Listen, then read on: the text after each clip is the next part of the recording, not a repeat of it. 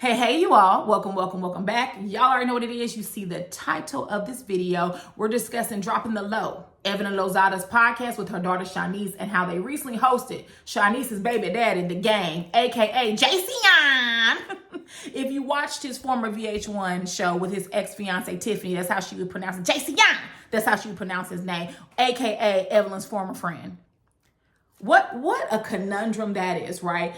Like many of you, I've been listening to a lot of the online social media commentary. Of course, I've watched multiple clips of the podcast. Disclaimer one, I did not watch the podcast in totality, okay? It's only so much foolishness one can take. But I think I've watched enough to be able to provide some very clear and succinct commentary. Disclaimer number two, because I know it's going to be said. Why are we focusing on Evelyn and not Shaniece's father? To be fair, I don't know Shaniece's father. I only remember Evelyn showing some pictures in the earlier seasons of Basketball Wives. I don't know that man's name. I don't know whether he's alive or not. I don't know if he's close to Shaniece. I don't know if they have a relationship now. I don't know what is going on. But certainly, everything I'm saying about Evelyn can be applicable to him. But we're focusing on Evelyn since she's a co-host of the podcast, okay? So, if you've been around here any amount of time, you've heard me say that every parent has three major responsibilities, and that's the 3 P's: to protect,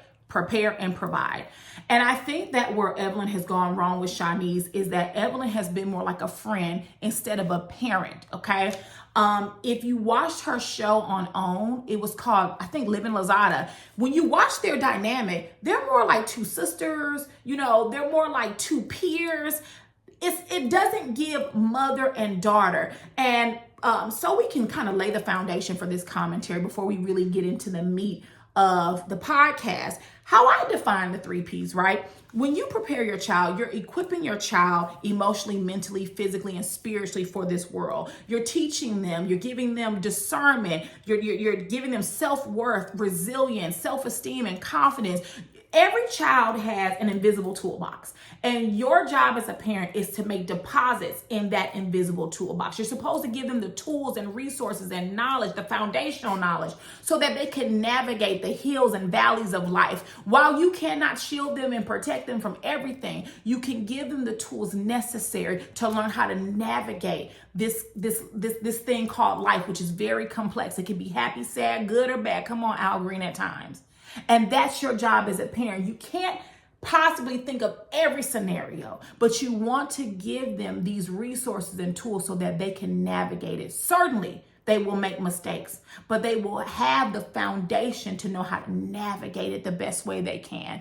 And when I look at Shaniece, I see an empty toolbox.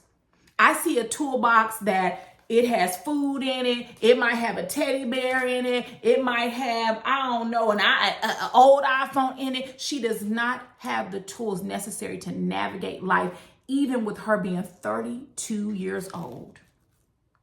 The Gang is 46 and Evelyn is 50. Her baby daddy is closer to her mother's age. Her son's father is closer to his granny's age than his mother. Let that sink in. So, moving on to protect, shielding your children from unnecessary harm. And while you can't shield them and protect them from everything, you especially don't put them in a position to be harmed, i.e. a podcast where you filmed it, someone edited the podcast, and you all saw it. And Evelyn, you as a mother said, that sounds great, and you uploaded it. For your child to become public fodder, for her to be criticized harshly, for her to be judged and talked about in negative ways. You as the mom did that. You could have shielded her from that harm. And lastly, to provide, you want to provide stability, consistency, boundaries, long-term security. It's not just about finances and having a roof over your head. While certainly those things are important, that's the bare minimum. And I will argue that Evelyn has provided the bare minimum. So let's get into this podcast. Some things that stood out to me. One, Shaniece not knowing he was a felon, but Evelyn, Granny Ev knew, Abuela Evelyn knew, because her and Tiffany used to be what? Friends. I don't care what she says.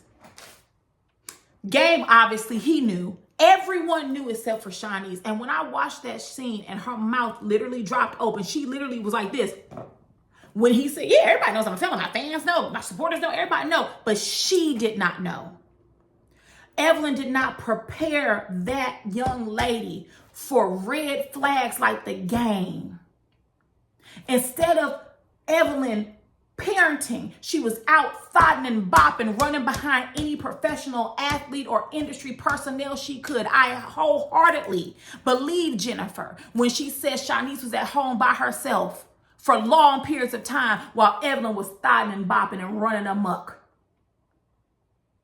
Now, again, her dad's not off the hook because where was he? Why wasn't she in his care? What was going on there? That she was just out here navigating life as a young child and young teen.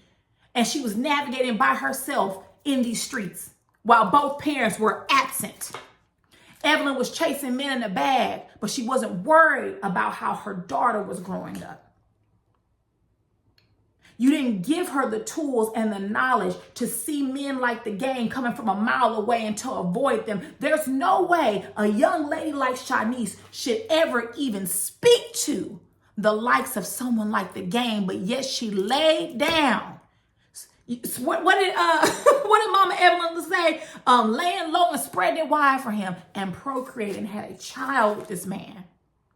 And today, well, not today, but on that podcast, she found out that he was a felon. And you just giggled and laughed, not with her, but at her. Shaniece, I feel so sorry for you.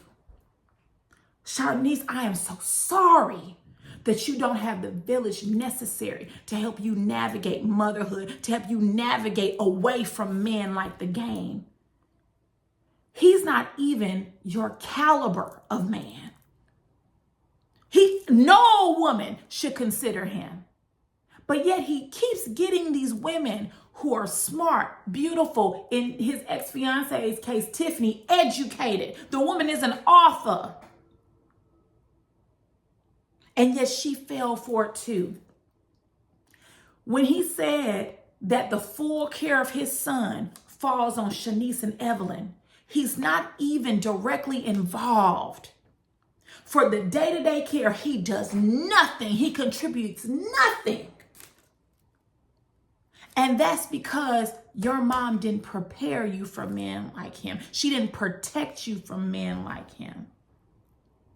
She didn't provide you the necessary equipment you needed to see him and keep moving.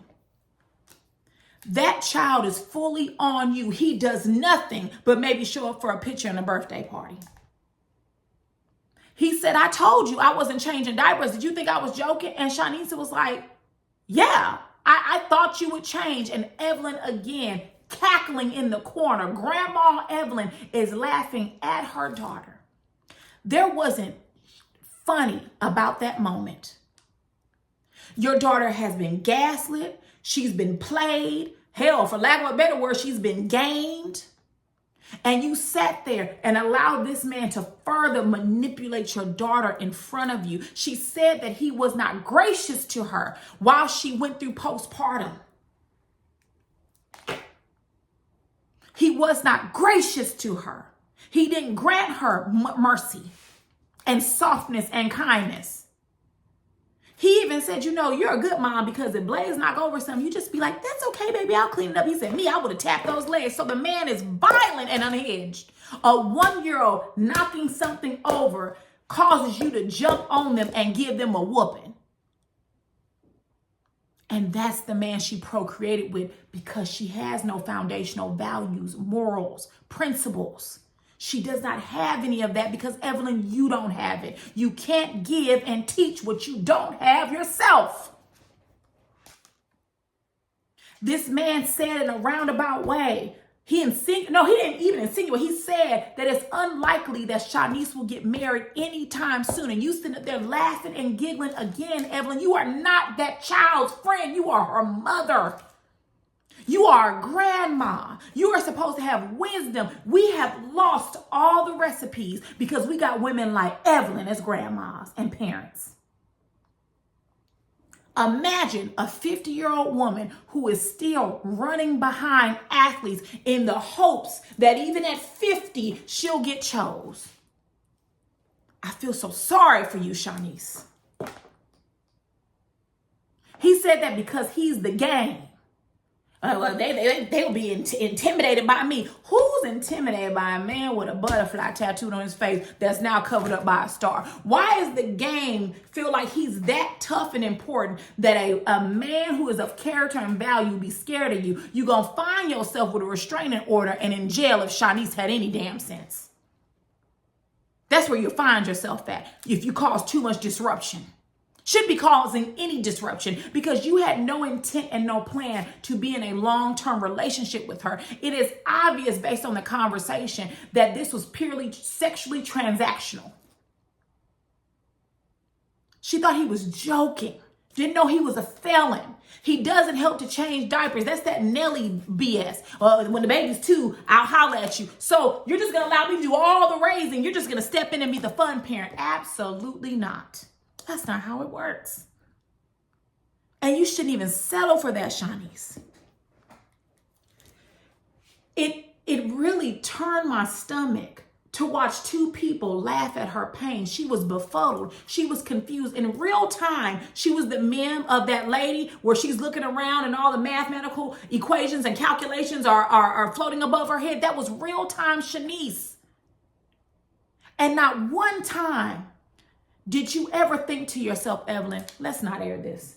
I don't give a damn what Shaniece said. Because I heard Shaniece said that they invited him on the podcast earlier. And when they asked him why he didn't come earlier, this 46-year-old man said, oh, I was growing out of afro and you're blaming not being on a podcast on your hair.